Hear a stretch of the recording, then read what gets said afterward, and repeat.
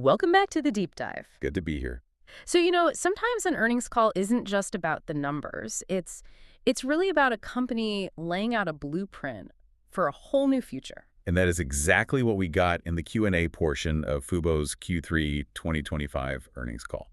This was a huge one. It happened just days after they finalized that massive combination with Disney's Hulu Plus Live TV. I mean, it instantly catapulted them. They went from being a niche player to suddenly having nearly 6 million North American subscribers just overnight. Okay, so let's unpack this. We are skipping the prepared remarks and diving right into the Q&A.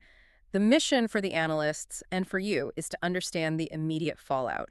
I mean, how do you even begin to integrate two completely different platforms? And how do you monetize that sudden leap in scale? That's the big question.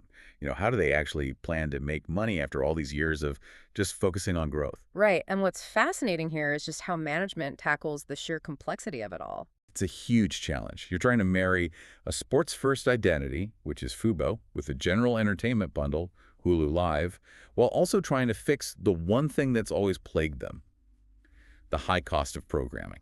So this Q&A is basically their roadmap. It's how they plan to turn that new scale into actual profit. Let's get into it. Let's start with that immediate financial health check. Analysts went straight for Fubo's standalone performance, specifically the ad business. The sources noted ad revenue was down 7% year over year. Yeah, that was the first big question. Why the dip? And how did management explain it? Well, they were quick to argue it was mostly noise. They broke the drop down into three very distinct, not recurring factors. Okay. First, they were drafting Univision late the year before, so the comparison was just naturally inflated. Second, they took out some residual revenue from the Maximum Effort channel. Right. And third, there was no political ad revenue this quarter, which they had in the prior period. So if you strip out those three things, what's the real story? Management's point was that if you normalize for all that, ad revenue would have actually been up modestly.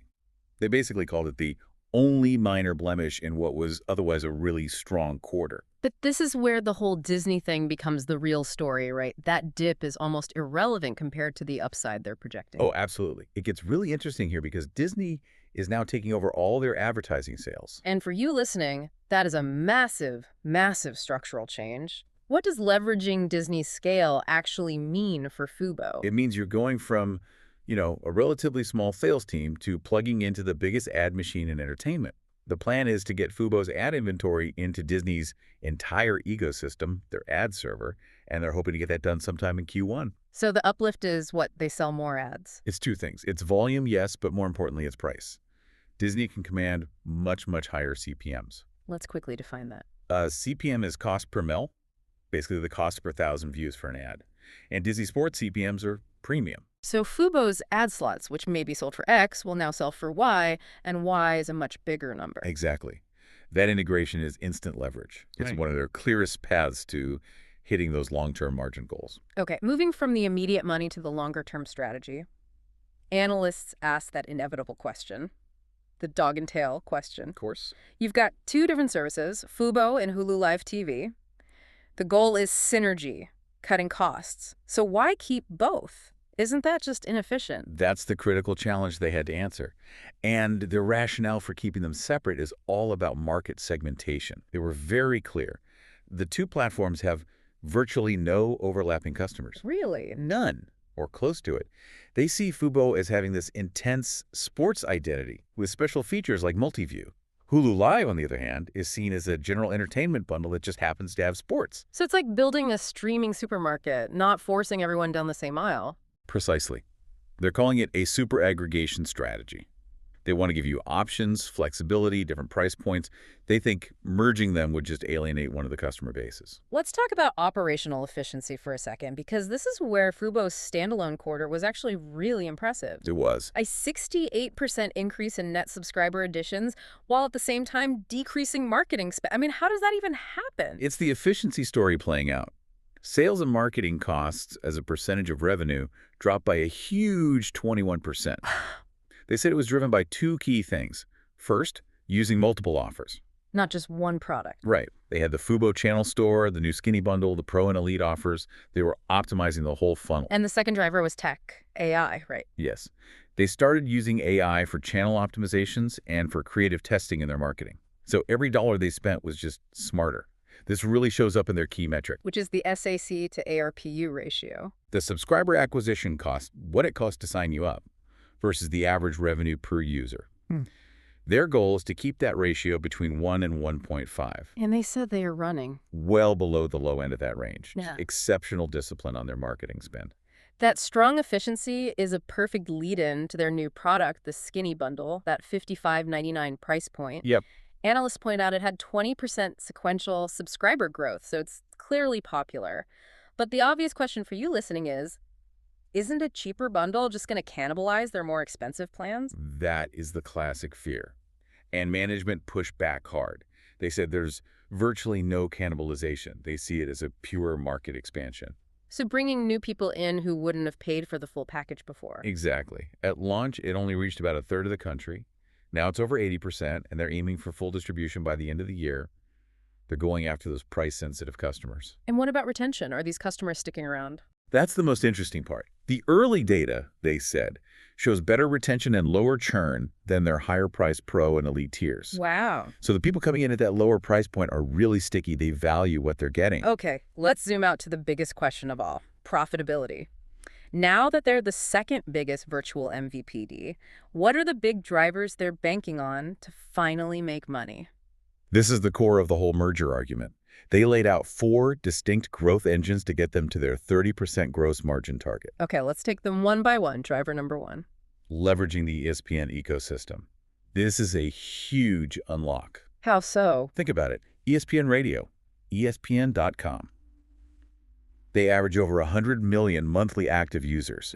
As a massive, untapped, and highly profitable marketing funnel. So instead of paying Google for ads, they can market FuBo directly to a captive audience of sports fans. Exactly. It should keep their subscriber acquisition costs incredibly low. Okay, driver 2 is the ad uplift with Disney we already talked about.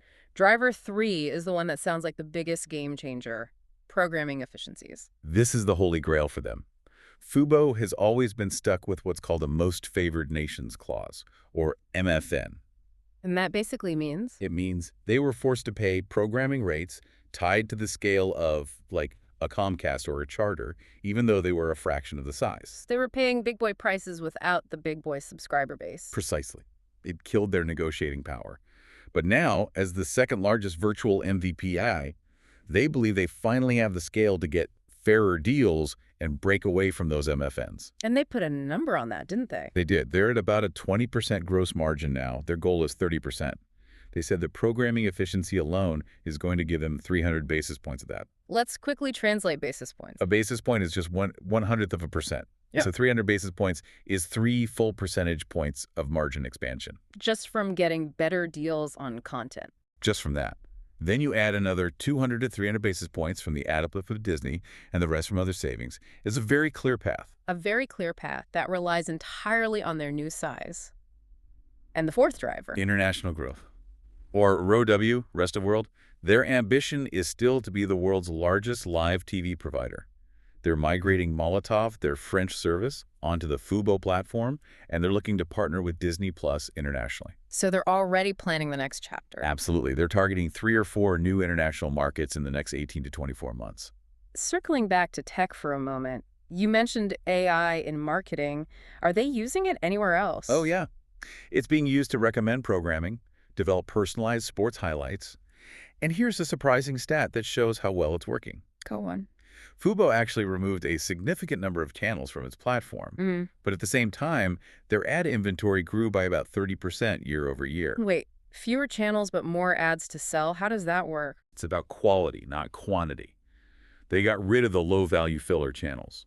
By using AI to get the right high-value content in front of you at the right time, they increase engagement, which makes the remaining ad slots more valuable. That is smart. Finally, what about external factors? There was that big Disney YouTube TV blackout happening right around this call. Did FuBo get a bump from that? They acknowledged they saw bumps, an influx of YouTube TV customers, but they were very careful to emphasize they were not actively marketing that opportunity. They didn't want to take credit for it. Exactly. They stressed that their strong quarter came from all-around improvements, like growth in Latino subscribers. They're focused on their own game, not on competitors' fumbles. Excellent. Okay, so let's summarize the key takeaways from this Q&A for you.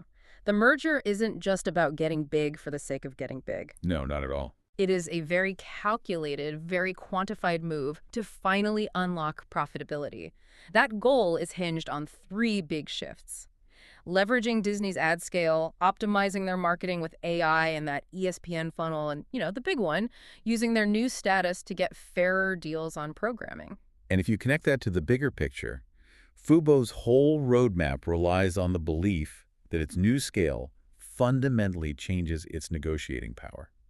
It's about breaking the chains of those old restrictive MFN clauses. The narrative is no longer scrappy sports startup. It's efficient, scaled global operator. That's the goal. Indeed, it puts them in the big leagues. So, the final thought for you to mull over is this. If FuboTv actually pulls this off, if they achieve their goal of becoming the world's largest live TV provider, what kind of permanent structural impact does that have on the traditional cable companies they are now starting to outsize? A great question to think about. Does this merger signal the real beginning of the end for the old pay TV ecosystem? We'll have to wait and see. Thanks for diving deep with us. We'll catch you on the next deep dive.